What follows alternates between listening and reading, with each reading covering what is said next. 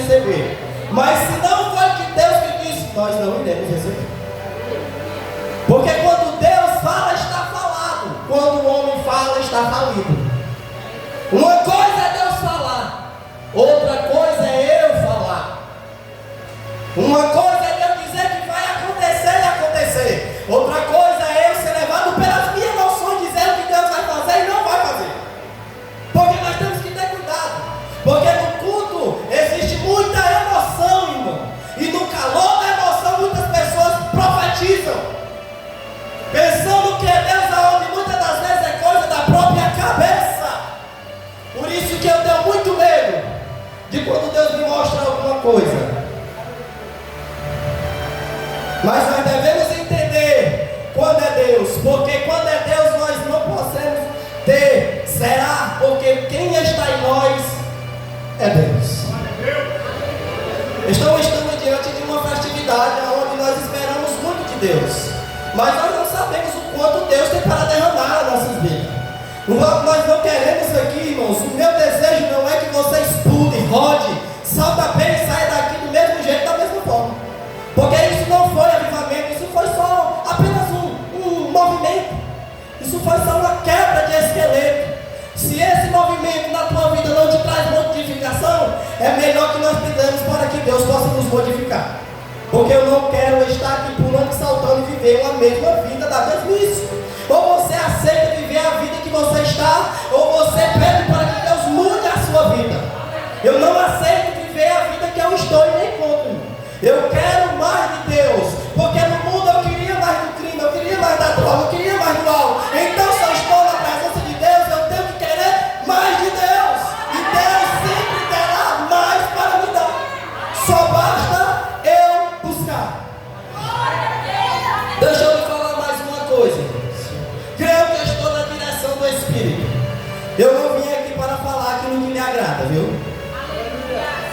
Eu não vim aqui para tirar sorriso. Se possível for, eu queria que você saísse daqui chorando, lágrima de sangue.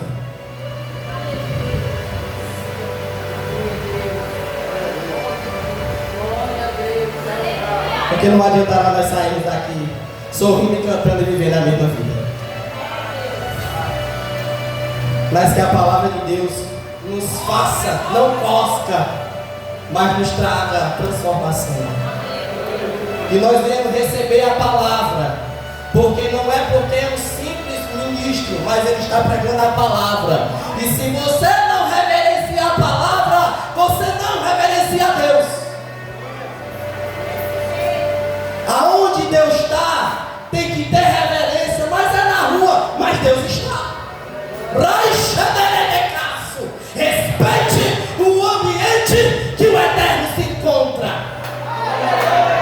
Você respeita o juiz da terra e às vezes não respeita o juiz do céu. Anda bem ataviado para entrar lá para ir para o juiz, mas da casa de Deus deve vir de qualquer jeito.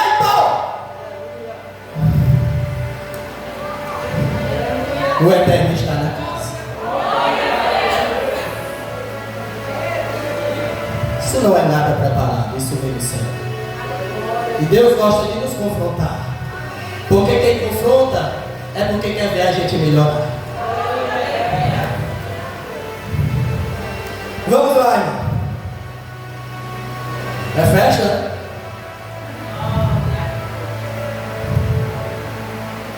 Não existe avivamento sem palavras, viu? Se você está pulando, cantando e saltando sem palavras, isso não é avivamento. Isso não é movimento, pode ser qualquer outra coisa, menos avivamento. O avivamento, irmãos, foi um divisor na vida da igreja. Antes de receber o Espírito e deles serem cheios, os discípulos estavam onde? Trancados com medo. Se nós não estivermos cheios do Espírito, estaremos vivendo na terra com medo. Vão me prender, vão me matar, vão fazer atrocidade comigo porque eu sou cristão. Mas quem está cheio, pode matar, pode prender, pode levar, porque eu sei para onde eu Por isso que precisamos estar cheios. Quem está cheio não teme a morte, não teme a prisão, não teme a perseguição, não teme ao mundo, mas persevera diante da perseguição.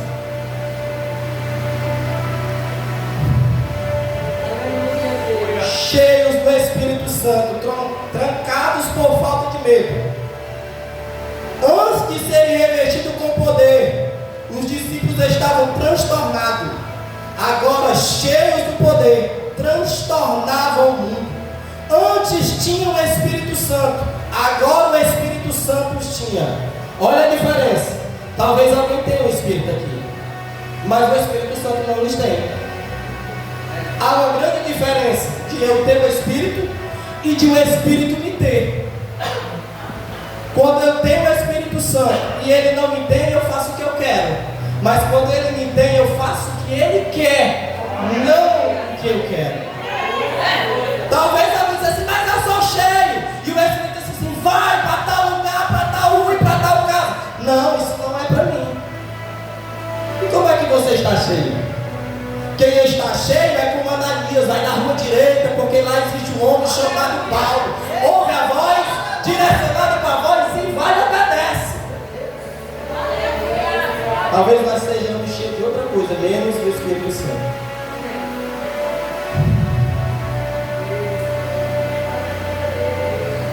Antes eles tinham o Espírito Santo residente, agora tinham o Espírito Santo presidente. Antes o Espírito Santo estava neles, agora estava sobre eles. A igreja orava porque seus líderes eram homens de oração. A igreja experimentava as maravilhas divinas porque os apóstolos conheciam o poder do nome de Jesus. A igreja abalou o mundo porque estava cheia do Espírito Santo. Não tem como recebermos avivamento sem orarmos. Precisamos viver uma vida de oração, de entrega. Muitos homens que o avivamento veio sobre as suas vidas, eles estavam orando, eles estavam agonizando em oração, eles estavam em uma entrega tamanha. Talvez a nossa entrega seja 10 minutos é o suficiente, 20 minutos é o suficiente, porque não temos tanto prazer em orar, em conversar com Deus. Quer ver uma coisa? Eu digo isso muito na minha casa, me perdoe, mas isso eu estou na direção. Quanto tempo lemos a Bíblia? 10 minutos. Quanto tempo assistimos um filme? 3 horas. Como podemos ter uma vida do Espírito cheia? Se nós passamos 10 minutos lendo, 10 minutos orando e 3 horas assistindo Netflix. Aí às vezes a Bíblia diz que a boca fala do que o coração está cheio. Nós só estamos cheios de filmes, de cenas do Netflix. O crente cheio do Espírito, ele fala 10 minutos de uma coisa e 20 de Jesus. Mas nem todas as pessoas elas conseguem conviver com quem fala só de Bíblia. É porque ele entendeu que ele está aqui só de passagem. Mas nós somos tão terreno que só pensamos na terra. Não pensamos mais no céu. Pensamos que a eternidade é aqui. E se esquecemos de viver uma vida de oração. Olha que eu estou me incluindo, viu? Eu não estou me tirando do meio, não. Eu estou dizendo nós. E nós sabemos que precisamos orar. Nós temos, a receita. A receita está aqui. Mas quantas vezes nós consultamos o médico? Quantas vezes você e eu consultamos o médico por dia? Se tem enfermidade, tem remédio para a ferida, Sivaldo. Mas também tem que ter consulta. Independentemente se ela for 10, 20, 30, 40, 50, 60, uma hora, um dia, 2 dias, 3 dias. Não depende. Depende de nós estarmos diante do médico. Porque o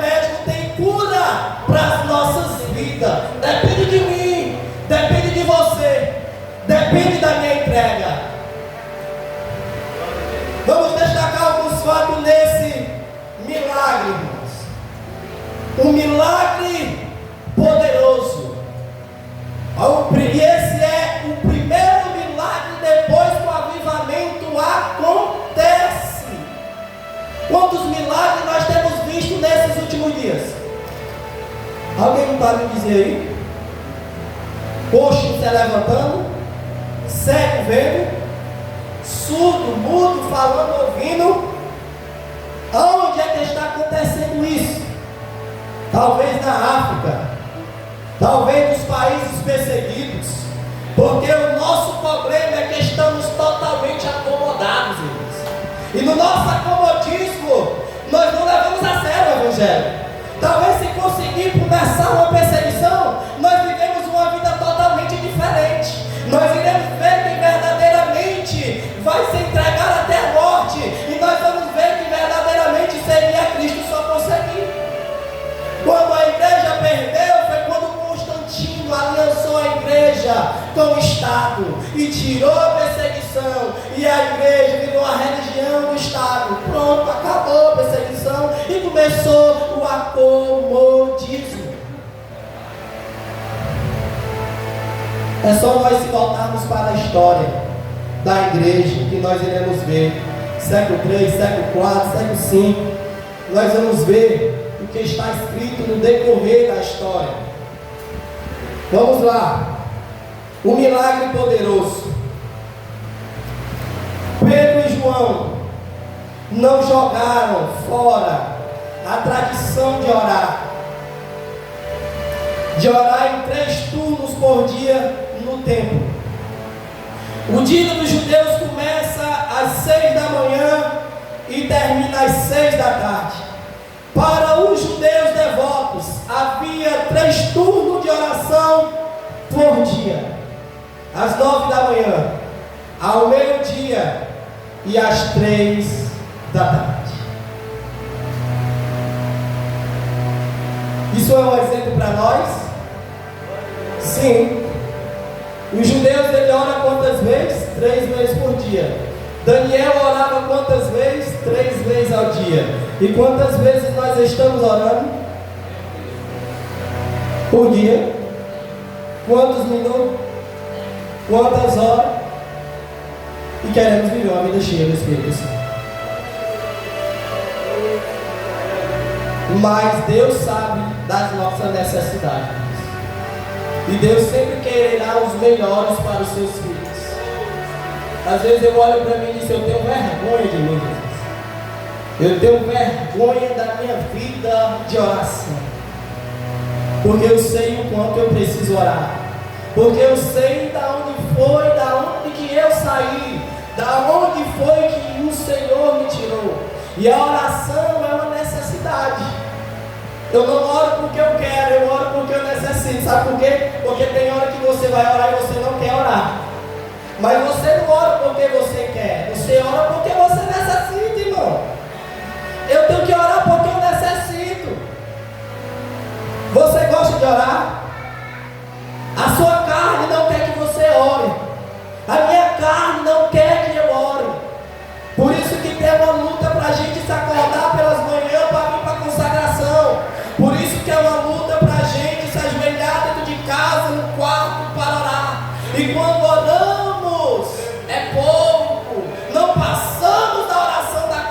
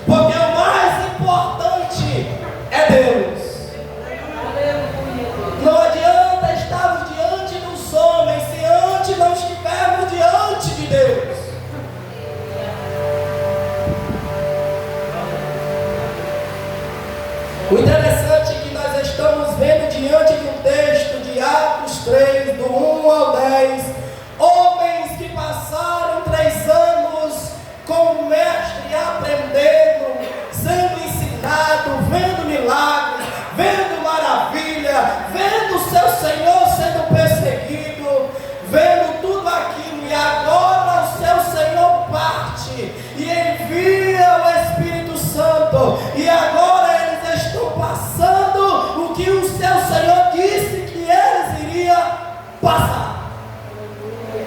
Todos nós sabemos que podemos passar por perseguição, mas não queremos passar. Todos nós sabemos que podemos perder o pescoço por causa de Cristo, mas não queremos perder. Todos nós sabemos que o nosso Senhor nos ensinou a orar, mas não queremos orar. Nós estamos diante de homens. Quem era Pedro? Quando se fala de Pedro, alguém já se lembra que Pedro negou. Porque é costume da gente se lembrar só dos negativos do povo e se esquecemos de tudo de bom que ele fez. Mas a gente temos a facilidade de se lembrar que ele errou, que ele negou, mas esquecemos de quem foi Pedro diante de Deus.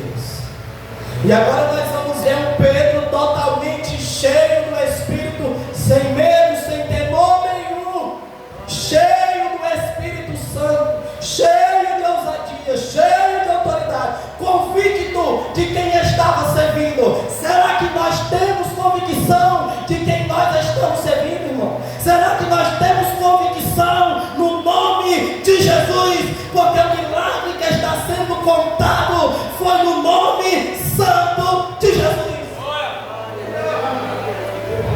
É porque eles tinham convicção. Talvez na nossa vida falte uma coisa, pastor Henrique: convicção.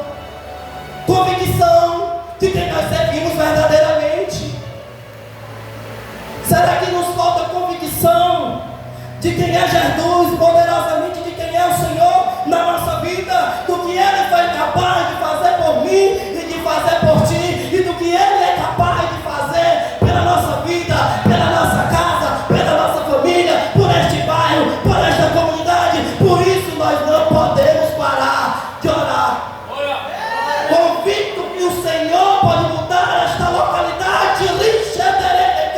a qualquer momento. Mas para isso tem que ter homens convictos de quem é Jesus Cristo de Nazaré. Falta-nos convicção. Mas Pedro estava convicto de quem era aquele que ele tinha caminhado, de quem era aquele que tinha padecido, morrido por os seres humanos. Você vai ver que diante do avivamento em Atos 2, e eles vão dizer que eles estão embriagados, Pedro se levanta com uma convicção de quem é o Eterno, de quem é Cristo, a tal ponto de falar das Escrituras abertamente diante daquele povo, e aquele povo dizer o que nós devemos fazer para aceitar a Cristo. E Pedro vai dizer: Pedro, porque não tem mudança na nossa vida se não tiver arrependimento. O que está faltando para a igreja brasileira? Se arrepender, reconhecer a sua necessidade. Às vezes dizemos que estamos cheios demais, mas de nada, irmão. Falta-nos convicção, falta-nos arrependimento, falta reconhecimento. E a gente diz: Senhor, eu preciso de Ti, eu não sou nada sem Ti, eu preciso de avivamento, eu quero ver meu bairro transformado, eu quero ver minha família transformada, mas falta arrependimento. Falta-nos mudança. Falta, lá enxederei de casa. Falta-nos mudança. Falta-nos mais de Ti na nossa vida. Falta-nos, ó Deus.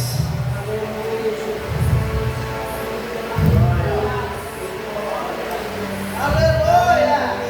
Primeiro ponto do milagre poderoso: eles tinham a vida como prometida com a oração. Ah, Santo Deus.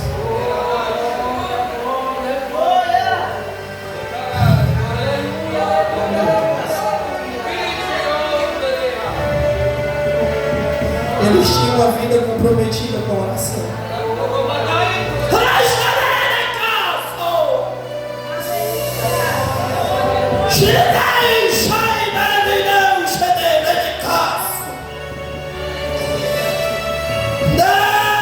Nós precisamos ter uma vida comprometida com a oração.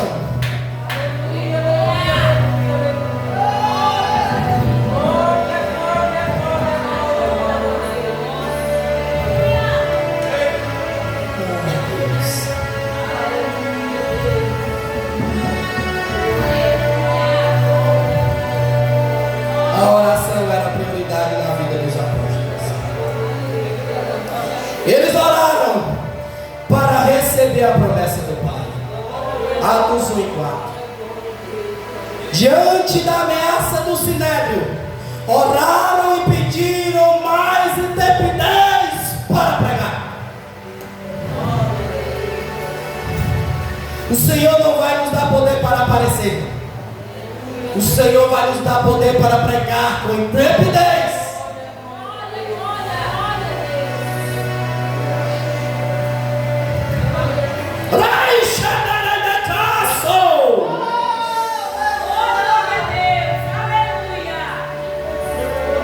Interessante que eles pedem para pregar com intrepidez, e o Senhor derrama poder e o mundo é abalado. Será que nós estamos sabendo verdadeiramente como orar? Será que verdadeiramente estamos sabendo como pedir? Me recordando agora da história de um dos maiores evangelistas depois de Cristo, depois de Paulo, chamado Billy Graham. Ao terminar o seu seminário, ele sai pela rua, se ajoelha e ele diz: ó, o Senhor me enche, se apodera de mim, ou então eu não saio do meio dessa avenida. Qual tem sido a nossa oração? Quem quer viver uma vida cheia do Espírito? Tenha convicção do que você quer. Talvez você diga: eu quero uma vida cheia do Espírito, mas entenda o tamanho das responsabilidades.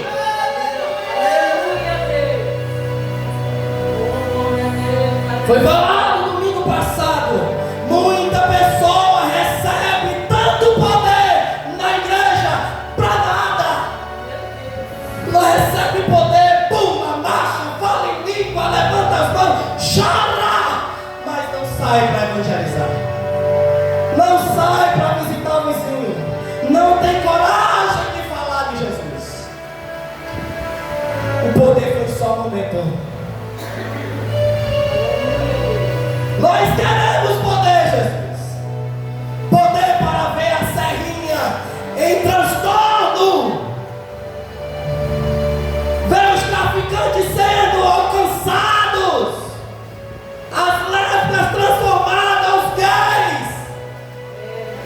Nós queremos poder para isso. Chega de querer só poder para pular dentro da casa de Deus. Mas receba poder para ir lá fora e pregar para o vizinho, para ir lá na casa da família e dizer: Jesus, Ele vai te salvar, quer te salvar, e ter coragem essa dia de confrontar, nem que perca a amizade. Precisamos de poder.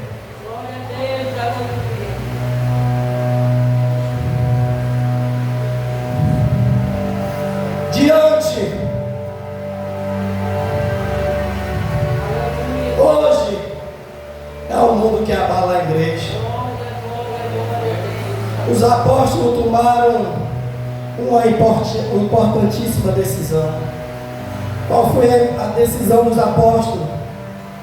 Atos 6 e 4, que fala assim: mas nós nos devotaremos à oração e ao ministério da palavra. Eles tomaram a responsabilidade para si. Quem está cheio diz com convicção e toma a responsabilidade para si. Eles tomaram essa responsabilidade para si. da oração e da palavra, irmãos. Palavra sem oração são palavras mortas. Uma coisa que me veio na mente agora: o pregador taca fogo na igreja, ou a igreja taca fogo no pregador. Um dos dois tem que estar cheio, ou então estaremos todos vazios.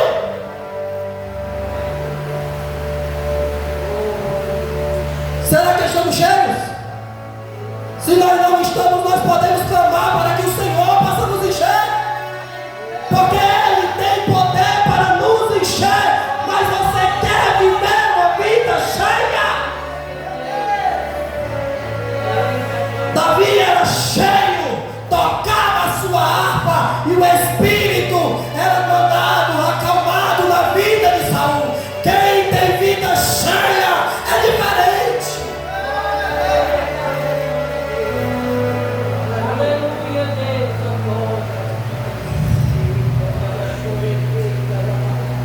Uma igreja que ora, abre as portas para a intervenção milagrosa de Deus. Perguntaram certa feita a Charles Spurgeon qual era o segredo do sucesso do seu ministério, e ele respondeu: eu trabalho de joelhos. Meu lugar santo de oração vale mais do que a minha biblioteca. Eu trabalho de joelho, e a minha vida de oração vale mais do que a minha biblioteca.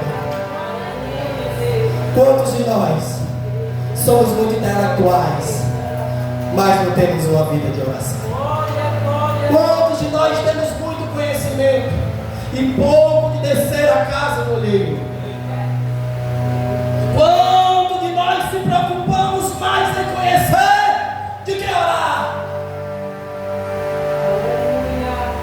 Mas estamos vendo homens cheios do poder, da oração, da graça do Eterno.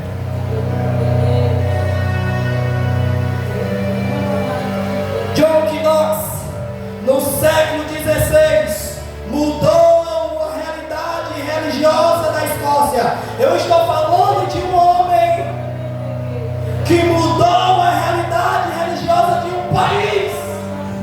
Então você e eu temos um grande poder na nossa vida, porque a Bíblia nos diz e nos afirma: a oração de um justo, ela tem muito em seus efeitos. E eu creio que aqui tem vários justos, irmãos, mas falta convicção. Entendamos que a oração tem grandes efeitos. Jesus nos afirma: se nós tivermos fé, orarmos com convicção, nós iremos ver coisas extraordinárias.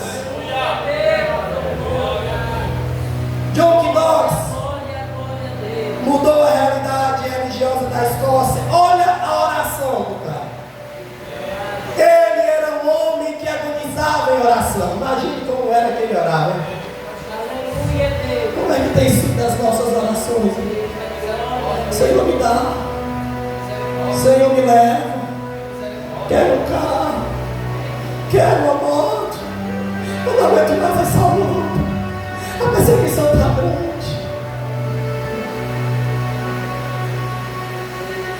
Mas a oração do homem era: seu clamor contínuo era: dai-me a Escócia para Cristo, senão eu morro. Oração: dai-me a Escócia para Cristo. Não é para mim, não, ele está dizendo para Cristo, e senão eu morro. Nós não queremos morrer por Cristo. Quem é que quer morrer por Cristo aqui? Levante a sua mão. Você não tem coragem de morrer por Cristo? Se você se desviar, você tem coragem de dizer para Cristo: Cristo me mata se eu me desviar. Eu digo para Cristo. Se você não tem coragem, não diga: Senhor, se eu for me desviar, Tu conheces, meu Deus, Tu me sondas. Prefiro morrer do que voltar para o mundo. Eu não sofrerei só. Quem vai sofrer não sabe quem é. a minha esposa, a minha mãe, a minha família. Eles vão sofrer, mas muitos que estão aqui não vão nem me visitar. Vão gozar com você e vão fingir que nem me conhece. Nós estamos vivendo um evangelho totalmente ao contrário da vontade de Deus. Um evangelho onde nós só pensamos em si e esquecemos do próximo. Não se lembramos de quem um dia estava aqui. Porque talvez Deus vai mandar 10 e nós não estamos cuidando nem dos que estão aqui, irmão. Imagina Deus mandando mais 10. Então cuide dos que estão aqui, para que Deus possa acrescentar os que estão vindo e levantar quem possa cuidar. Porque não é todo mundo que quer quebrar a cabeça com o ser humano, é difícil. Mas Deus, Ele nos dá graça para ajudar uns aos outros. Porque se não fosse Deus, nós não aguentaríamos estar aqui nem um minuto. Mas nós estamos aqui com os nossos defeitos, alegres e contentes, porque Ele nos escolheu.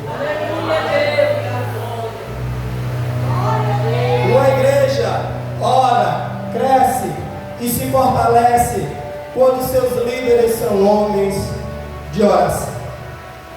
Segundo, do milagre poderoso em Atos 3. Ele tinha uma vida respaldada pelo exemplo. Segura, viu? E essa aqui vai nos pegar. Essa aqui vai nos contradizer. Porque é fato que nós falamos muito disso. Talvez porque nós não sejamos exemplo para ninguém. E Cristo nos chamou para ser sal. E Cristo nos chamou para ser luz. E por que eu diz olha para Jesus? E por que nós dizemos só olhe para Jesus? Se eu tenho que ser sal e se eu tenho que ser luz, que a vossa luz brilhe diante dos homens para que os homens glorifiquem a Deus. Quem tem olhado para nós tem glorificado a Deus. Glória a Deus pela vida do pastor Rico, cara. Quem era esse cara? Glória a Deus pela vida do evangelista. A glória é para Deus. Nós não sabemos quem está falando, mas alguém está clamando lá fora. Glória a Deus. E alguém está falando, Deus me livre de ser como esse e como essa. Duas coisas não, viu? Você tem coragem de dizer, olha para mim. Olha para mim. Olha para mim, eu caminho como Cristo. Vamos lá. Atos 3, 2 e 5.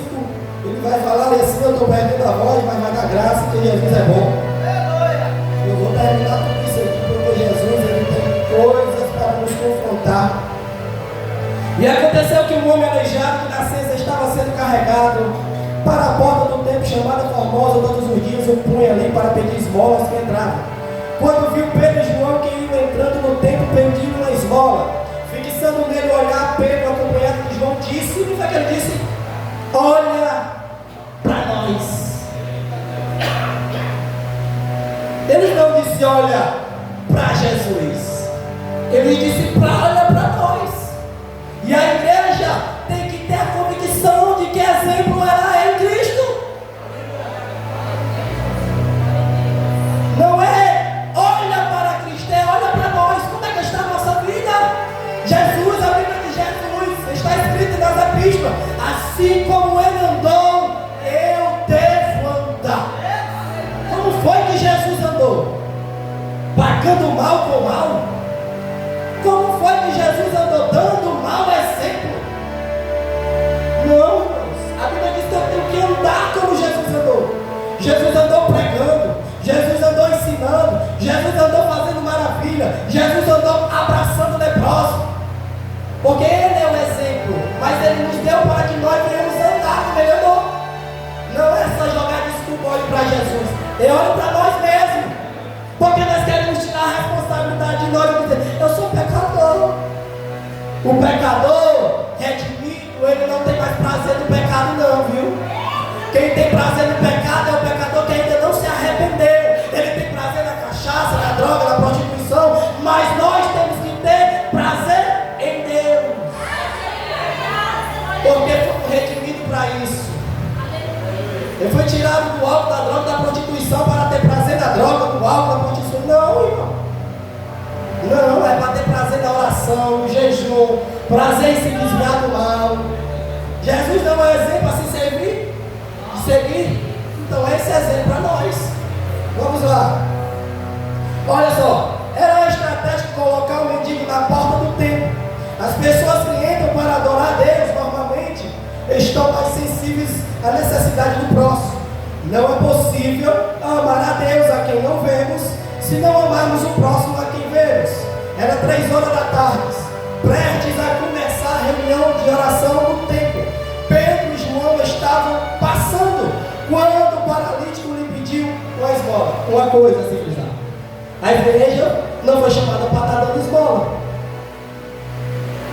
O homem aqui não estava precisando de esmola. Ele estava precisando de quê? Ele estava precisando de quê? E o que era que nós outrora estávamos precisando de esmola? De moeda? Se eu pegasse moeda e dinheiro, eu ia usar droga. Mas me deram Jesus o tempo todo. Não podia pegar 5 reais. Eu acho que a André está aí, que eu ia lá perturbar ela direto e dar 5 reais. Porque eu quero pedra. Mas a André disse assim: eu tenho Jesus, quer? Eu tenho casa de recuperação, quer? Porque eu não vou dar o que eu quero. A gente tem que dar o que Deus tem para dar para as pessoas. Porque se nós se acostumarmos, ter pena dela e dar dinheiro, dar só aquilo que ela necessita, nunca ela mudará.